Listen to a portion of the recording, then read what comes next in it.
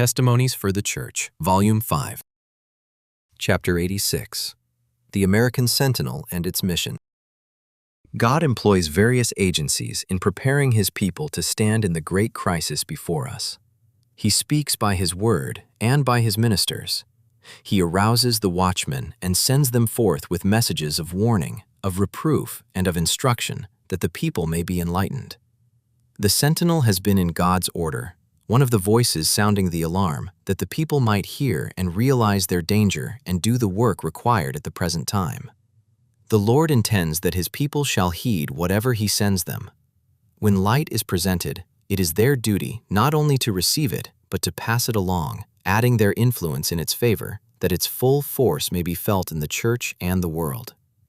The sentinel is like a trumpet giving a certain sound, and all our people should read it carefully and then send it to some relative or friend, thus putting to the best use the light that God has given them. For 3 years, warnings have been sounding forth to the world through the columns of the Sentinel, but those who profess to believe present truth have not been influenced by these danger signals as they should have been. Had our brethren used the Sentinel as it was their privilege to do, and had all been united in recommending it in every conference and in every church as God would have them do, had the attention of our people been called to this work, which was so essential to be done for this time, had they appreciated the light which God permitted to shine upon them in warnings, in counsels, and in the delineation of events that are taking place, we should not now, as a people, be so far behind in making preparation for the work. There have been surprising indifference and inactivity in this time of peril.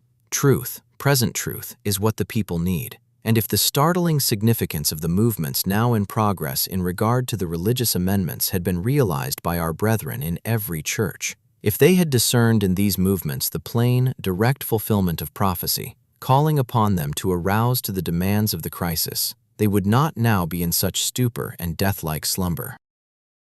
The Word of God is not silent in regard to this momentous time, and it will be understood by all who do not resist His Spirit by determining not to hear, not to receive, not to obey. The Lord's messages of light have been before us for years, but there have been influences working indirectly to make of no effect the warnings coming through the Sentinel and the Testimonies, and through other instrumentalities which the Lord sends to His people. Much more might have been done with the Sentinel if these counter-influences had not been at work to hinder it. Even though nothing may be said against it, actions reveal the indifference that is felt. And so long as the watchmen do not give the trumpet a certain sound, the people are not alarmed and are not on the lookout for danger.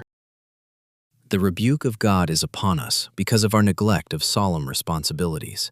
His blessings have been withdrawn because the testimonies He has given have not been heeded by those who profess to believe them. Oh, for a religious awakening! The angels of God are going from church to church doing their duty, and Christ is knocking at the door of your hearts for entrance. But the means that God has devised to awaken the church to a sense of their spiritual destitution have not been regarded. The voice of the true witness has been heard in reproof, but has not been obeyed. Men have chosen to follow their own way instead of God's way, because self was not crucified in them. Thus, the light has had but little effect upon minds and hearts. Will the people of God now arouse from their carnal lethargy? Will they make the most of present blessings and warnings and let nothing come between their souls and the light God would have shine upon them?